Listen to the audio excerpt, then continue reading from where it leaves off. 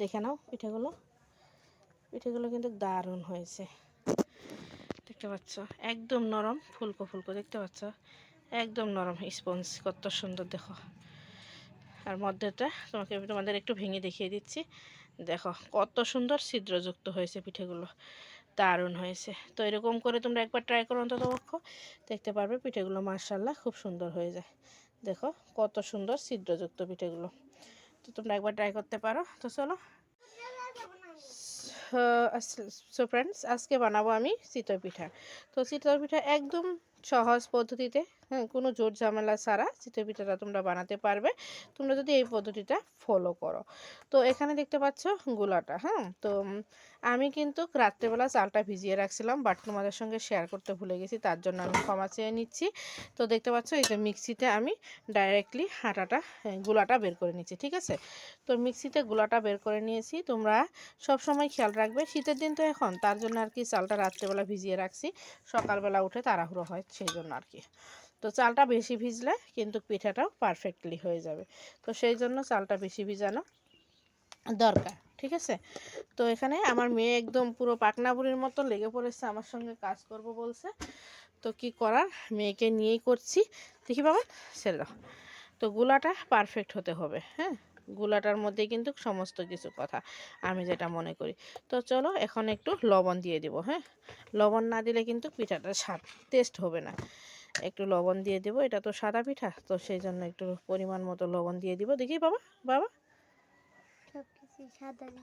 হ্যাঁ, তো একটু লবণ দিয়ে দিলাম। আমি দুধ চায়ের সঙ্গে কিন্তু এটা খেতে দারুণ লাগে, আমার কাছে খুব ভালো লাগে। পাপা সরো না, একটু সরো। এই তো লবণটা দেখছো গললই না, কোথায় গেল লবণটা?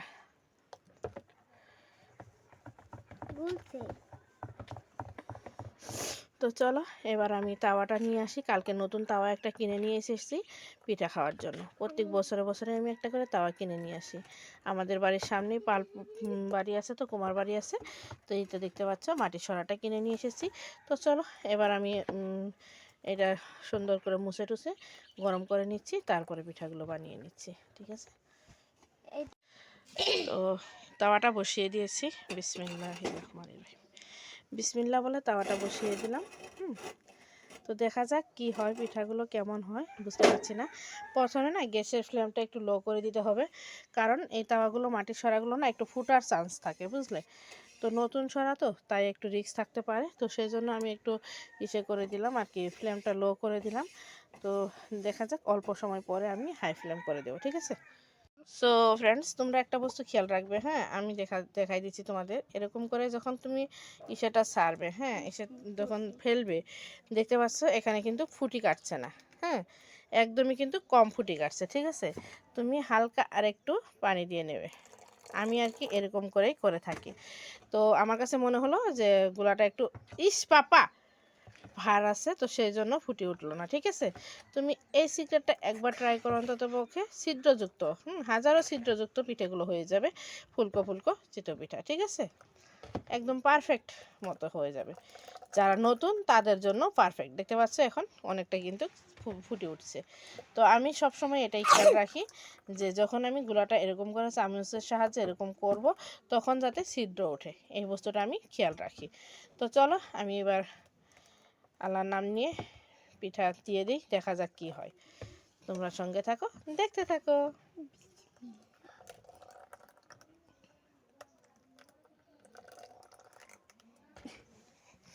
এই তো তাওয়াটা আমি বসিয়ে দিয়েছি, দেখতে পাচ্ছ হালকা ফ্লেমে বসিয়ে দিয়েছি, তো হালকা হালকা কিন্তু কালো হয়ে আসছে। তো এই জায়গাটা কিন্তু অনেকটাই কালো হয়ে যাবে, মাঝের জায়গাটা, ঠিক আছে। এখন ফ্লেমটা বাড়িয়ে দিলাম। আর একটা যেটা করে থাকি সেটা হলো গিয়ে তোমাদের আমি দেখিয়ে দিচ্ছি, হ্যাঁ, এইটা দেখতে পাচ্ছ একটা কাপড়ের মধ্যে, তুমি লাউর পাতাতে নিলেও নিতে পারো, বাট এখানে লাউর পাতা আনতে গেলাম না আমি। তো এখানে দেখতে পাচ্ছ একটু সর্ষের তেল মাখিয়ে নিলাম, ঠিক আছে। এটা দিয়ে আমি, এটার সাহায্যে আমি বারবার আর কি তাওয়াটা এরকম করে মুছে দেবো, ঠিক আছে। এই তো দেখতে পাচ্ছ পিঠাটা একদম সুন্দর মতো উঠে আসবে, একদমই কোনো অসুবিধা হবে না, তার জন্য আমি একটু হালকা তেল ভরিয়ে নিলাম। তো চলো এবার আমি পিঠেগুলো দিয়ে দিচ্ছি। ভালোবাসা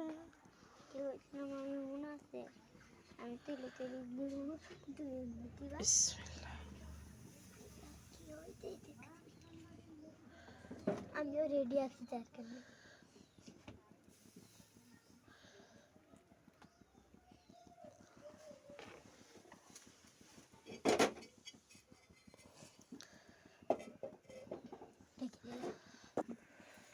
ফাইনালি দেখতে পাচ্ছ হাজারো ছিদ্রযুক্ত কত সুন্দর পিঠে হয়ে গেল। ঠিক আছে, তো চলো আমি এক এক করে পিঠেগুলো ভেজে নিচ্ছি। আমার সোনামা তো আমার ঘাড়ের উপরে দাঁড়িয়ে আছে, ধরতে গেলে বারবার তাওয়াটা এরকম করে মুছে দিতে হবে একটু। এই দেখো, এই পিঠাগুলো এটাতে রাখো। আচ্ছা দাঁড়াও, রাখছি। আরেকটা পিঠে আগে দিয়ে নিই। ঠিক আছে, দেখছি এটা জলদি থাকে না। আমি খাম অত বড় করিনি তো, পিঠেগুলো ছোটই তো আছে। আরেকবার খালি একবারই দিবা। আচ্ছা ঠিক আছে। একদম দেখতে পাচ্ছ কত সুন্দর পিঠেগুলো হয়েছে, কত সুন্দর, একদম নরম। দেখো, হ্যাঁ খেয়ে নিতে পারবে, চিনি নিয়ে খেয়ে নিতে পারবে। ঠিক আছে, চিনি দিয়ে খাইতে কিন্তু দারুণ লাগে মা। হ্যাঁ চিনি দিয়ে আমরা খাইতাম আগে, তোমার নানু বাড়িতে না, তোমার নানু চিনি দিয়ে আমাদের দিত। হ্যাঁ বানিয়ে প্রথম পিঠা আমাদের চিনি দিয়ে। দেখতে পাচ্ছ কত সুন্দর ছিদ্রযুক্ত হচ্ছে পিঠাগুলো, দেখে নাও মাশাআল্লাহ খুব সুন্দর হচ্ছে। চিনি দিয়ে খাও, সেই টেস্ট লাগে তো, আমরা খাইতাম মা আগে। তুমি নাও।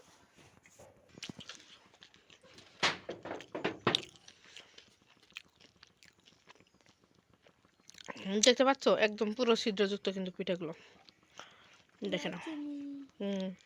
সোনামা চিনি দিয়ে খাচ্ছে।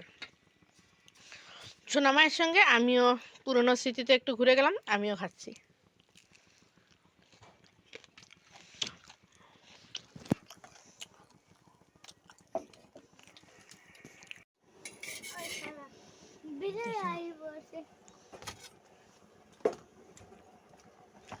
আমার না চিতই পিঠাগুলো ভাজতে দারুণ লাগে। মামা বোলাই না লারে না। তোমার জিঠিদের দেবো, তোমার আন্টিদের দেবো, সবাইকে দেবো। তোমার বাবু, তোমার আন্টি, তোমার জেঠি সবাইকে দেবো। ঠিক আছে, সো ফ্রেন্ডস দেখতে পাচ্ছ পিঠেগুলো কত সুন্দর ফুলকো ফুলকো হচ্ছে, মানে কি বলবো, সত্যি অসাধারণ হয়েছে পিঠেগুলো। তোমাদের দাদাভাইকে দিলাম, ও খেয়ে চলে গেলো। আমাদের ওদের জায়দেরও দিয়ে দিলাম, সবাইকে দেওয়া হয়ে গেল।